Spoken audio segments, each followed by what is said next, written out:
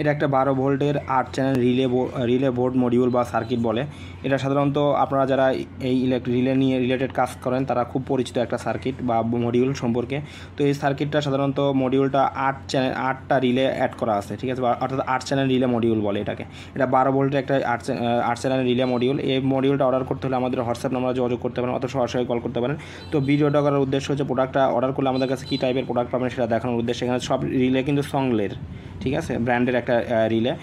So আমাদের কাছ থেকে পারচেস করতে আমাদের হোয়াটসঅ্যাপ নাম্বার যোগাযোগ করতে পারেন, সরাসরি কল করতে পারেন। এছাড়া ইলেকট্রনিক্সের সকল পার্টস, ক্যাপাসিটর, রেজিস্টার আমাদের কাছ থেকে পাবেন।